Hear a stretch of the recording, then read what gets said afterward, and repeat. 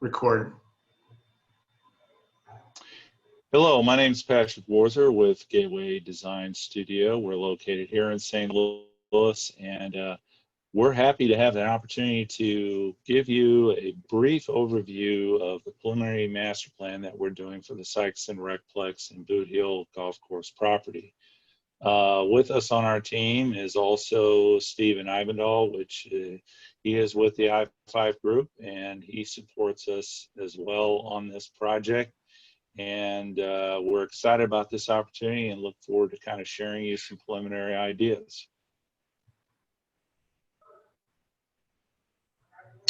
Hello, as Patrick said, my name is Stephen Ivendall with the I-5 group. Patrick and Gateway Design Studio has been the lead on this master planning effort, and we've provided some assistance. We want to walk everyone through, again, the highlights of the preliminary master plan. Hopefully this will be a somewhat casual but yet informative overview. So let's just jump right in. This first slide that you'll see is the existing conditions. We're looking at both the existing Recplex and the former Boot Hill Golf Course for the master plan. And this area is located between the airport and the existing JC rodeo facility.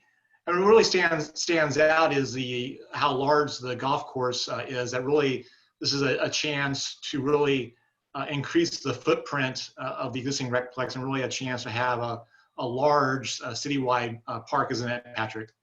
Right. It's a very large open space right now. For those of you who are familiar with the property or not familiar with the property, the city had acquired this golf course several years ago. It's not in operation.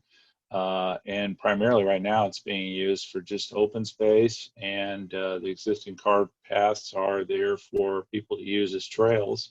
And the clubhouse is also still in operation, which is managed by the BMU. And we'll be talking about the highlights of the master plan in this video. If folks want to download PDFs to see the plan in more detail, those are available at SikestonParkMasterPlan.com, available to download. And again, hopefully, if you've found this video, you found the website, and you'll be able to download those different plan sheets. But let's jump right in terms of some of the different elements of the master plan. And we'll start in the southern part in the existing Recplex facility. A proposal for a Field of Dreams miracle field near the existing play fields that are there. And folks who may not be familiar with what a Field of Dreams and miracle field is, it's a very exciting special play field. Patrick, why don't you expand more on that? Yeah, Miracle Field actually is a nationwide organization, non-for-profit. It provides support and even funding for some of these fields around the country. The fields are designed for kids of all ages with special needs, and gives them an opportunity to really enjoy the sport of baseball and be able to engage with parents and adults and counselors. And so this was one of the elements that was, suggested, and we thought it was really important to include it into the plan, and we wanted it kind of centrally located between the two existing ball field complexes. And you touched on one of the things that was suggested, and I guess we forgot to mention that this master plan wasn't developed in a vacuum. That we've been working with not only city staff, but various stakeholders in the city, from the park and recreation groups. Talk a little bit about the process thus far. Yeah, the process really was important to the city. So we have had an opportunity to sit down with various stakeholder groups, and those groups being athletic organizations representing baseball, softball,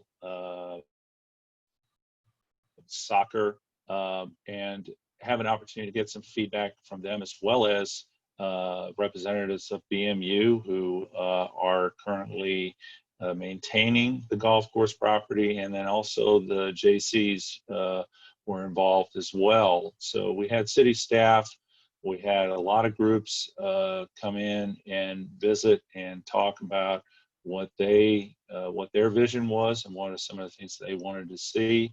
And so that gave us an opportunity to come up with some concepts and then get some further feedback. And now we're at this point where we have a preliminary plan ready to share. Yeah, it's been fun kind of working collaboratively with folks from the city and different individuals that are already involved in, different parks aspects. And Right. kind of a good segue in terms of, things we heard about in that process was the need for pickleball courts and expansion of the multi-use trail, which not only that we heard from the stakeholder groups, but was mentioned in the citywide park survey from a year or two ago, and something you see really kind of all over in terms of really the desire for pickleball and more walking facility in parks. Right, and that's again something that we wanted to include in the plans, and also kind of expand on the opportunities. So people can continue to want to see trails, and we are expanding that by having kind of an east section developed that would actually connect both to the north and south end of the existing trail. And also the pickleball courts is something that's really gaining a lot in popularity among seniors and active seniors, people that want to go out and have the opportunity to compete and have fun. So we're allowing for an opportunity for 2 courts, and then, for additional expansion, if that's required, there's room to do that as well. Then another element we heard a lot of desire for was splash pads, aquatic play areas that, especially during the heat of the summer, kids and families want to connect to water play. And so the proposed of 2 splash pad aquatic play areas. Talk a little bit, Patrick, about the benefits of having these spray type of features as opposed to sometimes when people hear water recreation, they think of more traditional community swimming pools. But talk about the benefits of these splash pads. Right. Right. Yeah, the benefits are there from a lot of various reasons. Just from a play experience and an opportunity for kids of all ages, from toddlers all the way up to teens and even adults, to have an opportunity to engage and have the chance to cool off in these facilities. They offer great opportunity for a lot of different types of equipment and interaction.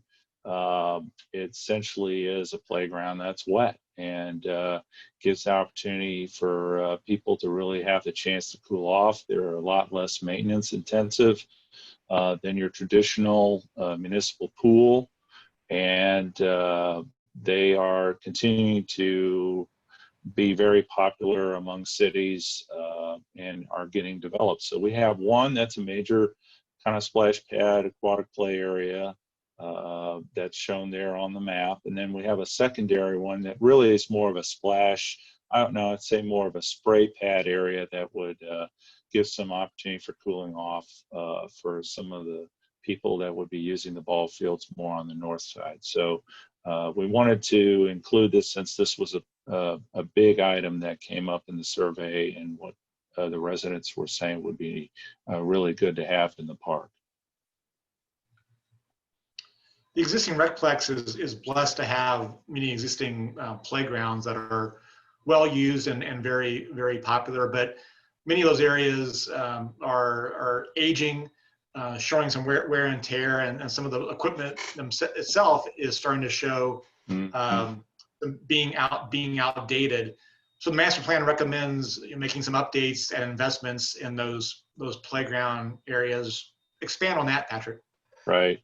Yeah, some of these playgrounds have kind of outlived their use and are very old and probably need to be replaced or removed. And so we wanted to make sure we have a plan in place for either renovating existing playgrounds or resurfacing existing playgrounds, and also adding new playgrounds, and particularly near ball field areas where families can have their kids play nearby while the games are going on. So the plan calls for several areas to be, uh, you know, renovated or new playgrounds to be, installed. And that again would be something over time, but there's definitely a need there.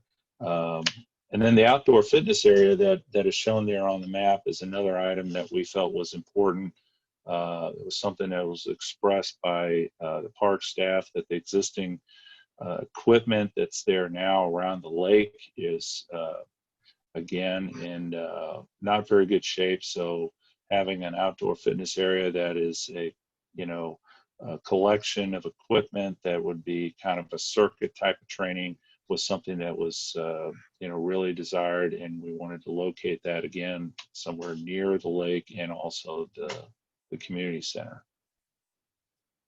It's important to note too that some of the images that you're seeing are just precedent images in terms of what things may look like in the future. That as things actually go forward to implementation, things will be final design and final selection of materials and things. So images you're seeing now for proposed elements are, again, just to give folks an idea of what things may look like in the future.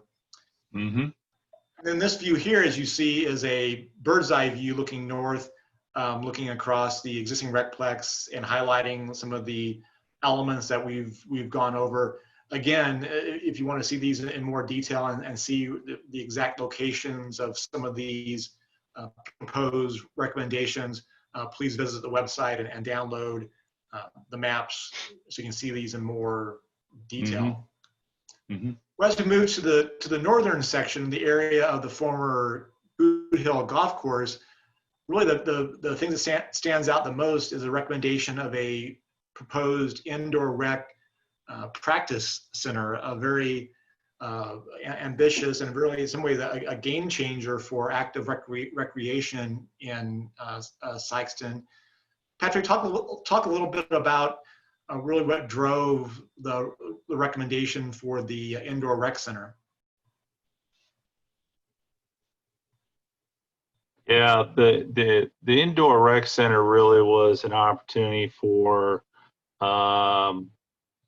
the city to look at opportunities for indoor sports related programs, basketball, volleyball, even practice for baseball. And it was brought up actually by several stakeholder groups that it would really be good to have a facility that would be able to provide that need within the city, as well as even an indoor facility for a large group gathering, which will probably happen sometime down the road, hopefully. So this facility kind of takes the example from the Cape Girardeau facility. It is not as big right now. What you see is about an 86,000 square foot building footprint, but again, that can change. But it does fulfill a need and an opportunity to look in the future and see how a building like this can help serve the community. And expanding on that active recreation investment, the master plan also calls for additional sports fields near the proposed rec center in terms of additional baseball, softball fields, and soccer fields, really expanding on the demand that the city has seen in the existing fields in the existing recplex. Right, and again, this is something that's looking down the road in the future, and the opportunity is there again to have fields actually more specifically designed for more tournament play, bringing in teams from outside the area, even regional or even statewide, and have these fields prepared and available for those kind of uses. So this really becomes more of an economic engine for the city to bring in outside teams and tournaments to Sikeston. So it's a great opportunity. Certainly there's room to do it, and you know, it would support the overall goals and objectives that, you know, we had heard from the stakeholders in the city.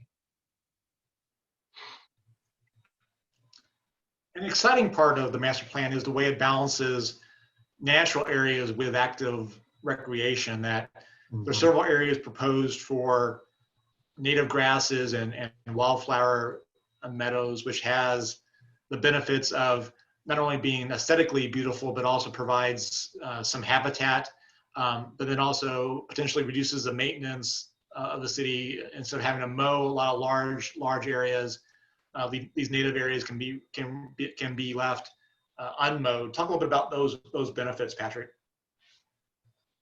Yeah, those benefits again are great opportunities to develop these sections of the park that would remain natural, but and sustainable, and reduce the cost of mowing and maintenance that is associated with a lot of parks, and save the city some operating costs over the long term. So there's funding opportunities with the state that will allow for this kind of development, and it's again a great opportunity to expand on the native and the natural character of the site.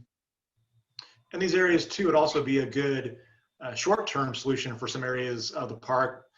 Things like the ball fields and the rec center, again, may be a longer-term horizon for implementation. So those areas could be these natural areas in the short term, while the city is waiting to develop these longer term uses. Right. Yeah, absolutely. And again, to give folks a little bit of idea what that looks like in more detail, again, a bird's eye view looking north, you see the indoor rec center there in relation to the former Boot Hill Golf Course clubhouse, and then you see the relationship to the softball baseball complex and that area. So again, folks can look at these in more detail on the website. Then moving further north, a couple areas of, again, active recreation. One, disc golf, again, which has a lot of popularity. But talk a bit more, Patrick, about archery, the archery range. Folks may be a little surprised about the uses of archery, and especially the opportunity to maybe host regional and Midwest tournament. Yeah, that again, that was one of the items that came back as kind of an opportunity to develop on the property, and quite honestly, there's plenty of room to do that. We have it shown in that northeast corner of the golf course, and again, this is an opportunity for both novice and more professional archery competitors to come, and would give another opportunity for competitions and such forth to be held there at the range. So we thought this was a great addition to the plan. And then finally, the northernmost section of the park would host tent and RV camping facilities. And again, this builds off of something that was already happening in the park in terms of some community groups. I think the Boy Scouts were already using this area for some camping. So it already kind of builds upon existing community demand. Right, and that's something again that we wanted to include. It retains a lot of the natural character of that northern parcel.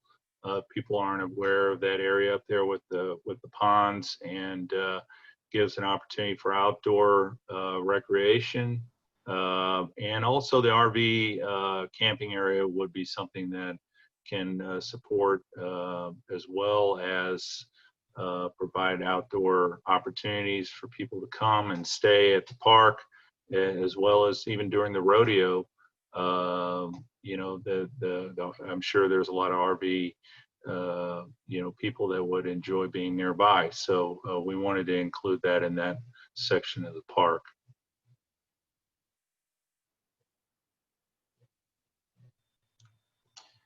And then finally, this last map slide shows the proposed road network for the park. In the existing recplex, the existing park roads and entrances stay the same, but in the northern half, there's some new entrances and new proposed road.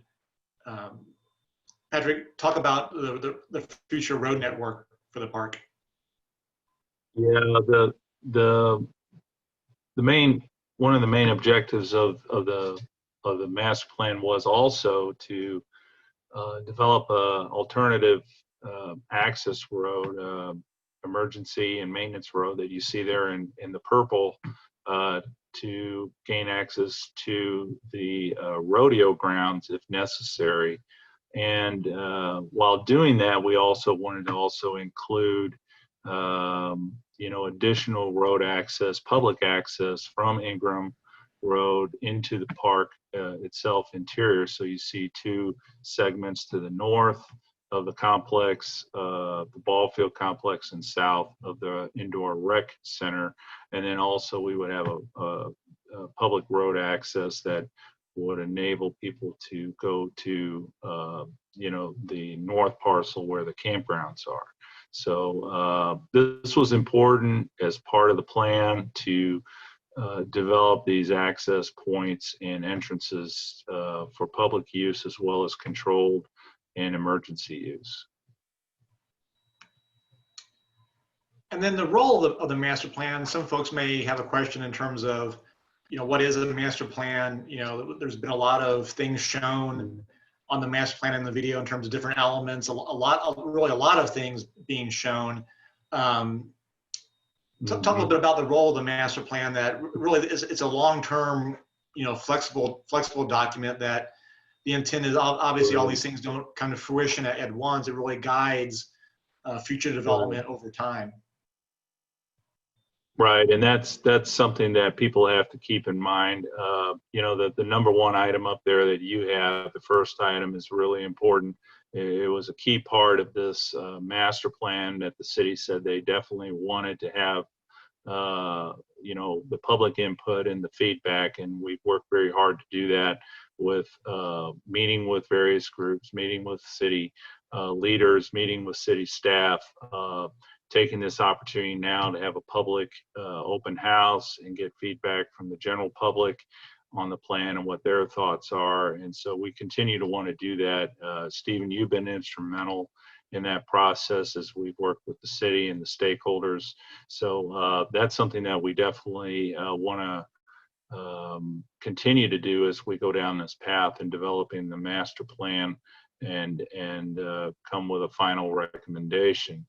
The guide, you know, for this plan is like anything. It's a long-term development of the park. You could look at this at 10 years plus, and you know, these plans are flexible. They can change over time. Needs change over time, and so maybe after 5 years there may need to be an update. So we have to keep that in mind as well. Consistent decision making goes without saying. We want to make sure that decision makers are in the process, and we're consistent about addressing those needs and assuring that the plan is being developed according to what the expectations are. And then lastly, one of the things that a master plan really helps with is budgeting for the future, fundraising, you know, whether through the community or other means of gaining funding to do some of these projects, and then of course grants. It's really important that the city has a strategic plan in front of them that will give them the opportunity and guide them towards the success of developing some of these parts of the master plan. And so that's what the master plan can bring to the city and the community. that last point, Patrick, is so important in terms of fundraising and grants. Both you and I serve on a number of park boards and committees. Right. And when you go out and trying to get funding, whether it's a grant or other funders, a master plan doesn't guarantee you funding, but at the same time, if you don't have it, you won't get any funding. The first thing a grant or funder asks you is, what is your long-term vision? What is your master plan? So even though this master plan is very ambitious, Right.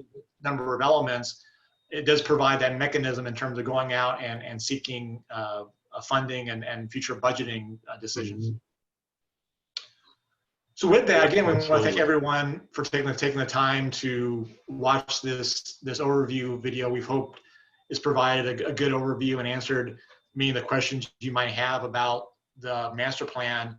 In terms of next steps, there'll be a community open house on Tuesday, September 1st from 5 to 7 p.m. at the Clinton building. This won't be a formal presentation. You can stop by anytime between 5 and 7. There'll be boards up for you to review. Again, so you can visualize the various master plan elements. You can talk with representatives of the city and ourselves as the planning team.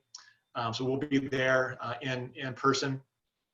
And then whether you come on the first or whether you're watching this video, there's a online comment short survey form that you can access at, again, the website, sikestonparkmasterplan.com. And we're asking folks to provide any comments back by September 4th. And again, we'll use those comments to help make any revisions to the master plan. And then the final master plan will be rolled out in fall of this year. So again, it's been a very exciting and collaborative process thus far. So we're looking forward to getting comments back on the preliminary master plan. Patrick, any closing comments? Yes, just want to say again, we appreciate everybody's input and support as we go along this path and developing this plan for this great resource and park within the city of Sikeston. If you have any questions or if you have any comments, as Stephen said, you can provide those in the comments section of the website. We will be there on September 1st to support the plan and answer any of your questions. And we look forward to continuing to work on this until we finalize the plans and present it later this year. So thanks to everyone there, and we look forward to seeing you.